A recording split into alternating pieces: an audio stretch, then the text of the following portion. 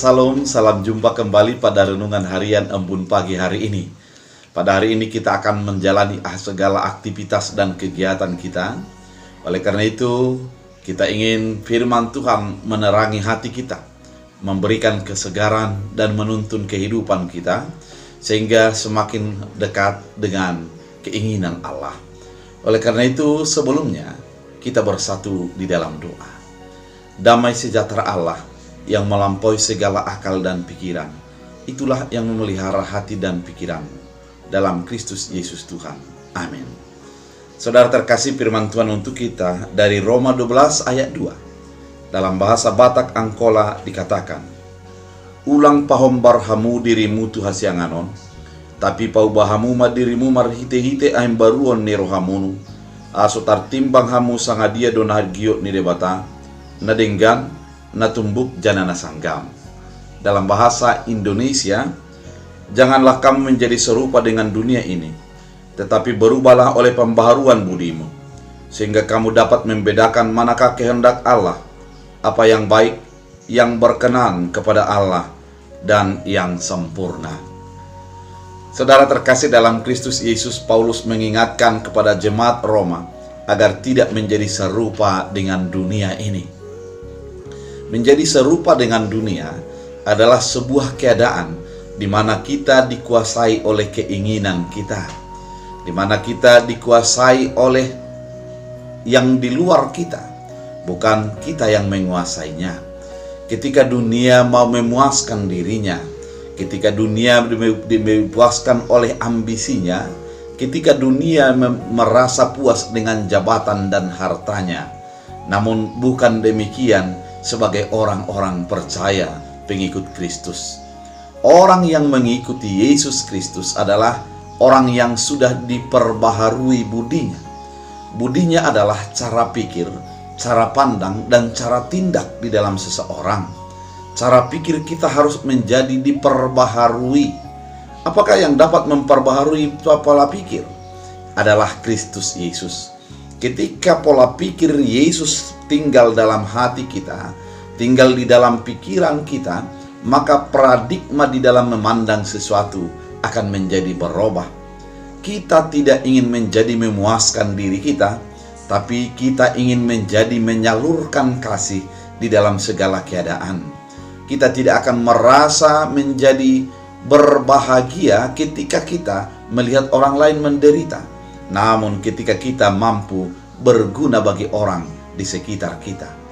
Paradigma yang demikian harus dirubah sehingga kita tidak lagi seperti dunia ini. Kita tidak lagi menjadi dikuasai oleh keinginan kita, tapi kita menjadi menguasai keinginan kita. Paradigma ataupun budi kita harus menjadi sesuatu yang berwarnakan kasih Yesus Kristus, di mana segala apa yang kita pikirkan itu menjadi memancarkan sebuah iman dan mengaktualisasikan sebuah kebenaran, yaitu kasih itu sendiri. Saudara terkasih dalam Kristus Yesus, ketika kita menjadi sama dengan dunia, maka kita adalah menjadi tidak ada bedanya dengan orang-orang yang tidak mengenal Kristus Yesus. Ketika dunia ini menjadi terlena dengan kemewahan, terlena dengan keadaan, namun orang-orang yang percaya kepada Kristus Yesus akan menjadi mewujud nyatakan garam dan terangnya di segala keadaan dan di segala situasi. Melalui firman ini kita mau diingatkan pembaharuan budi, pembaharuan pola pikir, pembaharuan pola tindak merupakan sesuatu yang sangat penting di dalam kehidupan kita. Ketika kita memandang sesuatu, apa yang terjadi dalam diri kita? Apakah kepentingan diri kita, ataukah keinginan Kristus Yesus? Yang sebagai orang percaya, pasti apa yang diinginkan oleh Kristus Yesus, itulah yang terjadi di dalam dirinya. Ketika seseorang mendapatkan jabatan, apa yang dipikirkannya? Apakah kepentingannya, ataukah kepentingan Yesus Kristus di dalam apa yang diterimanya? Bagi orang yang percaya kepada Kristus Yesus, pasti dia melihat keinginan Yesus di dalam apa yang dia dapatkan, sehingga dia bertindak sesuai dengan keinginan Allah, bukan menjadi sesuai dengan keinginannya. Saudara terkasih dalam Kristus Yesus, firman Tuhan kali ini mau mengingatkan kita, menerangkan kita, dan memberikan arahan bahwa perbaharuilah budimu dari hari ke hari, dan biarlah budi itu yang menjadi mengarah kepada keinginan Allah. Sekali lagi dikatakan, janganlah kamu menjadi serupa dengan dunia ini, tetapi berubahlah oleh pembaharuan budimu, sehingga kamu dapat mendapatkan mana kehendak Allah. Menjadi mengingini ataupun melakukan kehendak Allah merupakan keinginan besar bagi orang yang percaya kepada Yesus Kristus. Melakukan kehendak Allah merupakan prioritas utama, sehingga dengan melakukan kehendak Allah tersebut, nama Tuhan semakin disenangkan dan kita menjadi beroleh berkat sukacita dalam kehidupan kita. Oleh karena itu, baharuilah budimu, jangan menjadi serupa dengan dunia ini, sehingga engkau mengetahui kehendak Allah di dalam kehidupanmu. Dengan demikian, kita menjadi berjalan sesuai dengan keinginan Allah, bukan menjadi sesuai dengan keinginan kita, bahkan tidak lagi sesuai dengan keinginan dunia.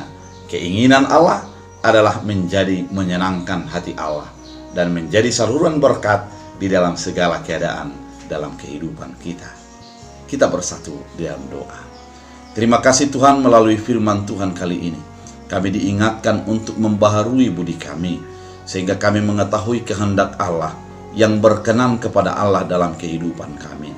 Tuhan Yesus yang baik, jadikan firman ini mengingatkan kami bahwa kami adalah melakukan kehendak Allah, bukan menjadi seturut dengan keinginan dunia. Jadikan firman ini menjadi berakar, berbuah, bertumbuh dalam hidup kami. Hamba berdoa bagi setiap orang yang mendengarkan channel ini, yang sakit Engkau sembuhkan, yang lemah Engkau kuatkan, yang sendirian Engkau dampingi, yang memiliki permohonan kepada Tuhan, biarlah Engkau mencurahkan berkat-Mu sesuai dengan kasih karunia-Mu. Dalam Kristus Yesus Tuhan kami berdoa. Amin. Tuhan Yesus memberkati.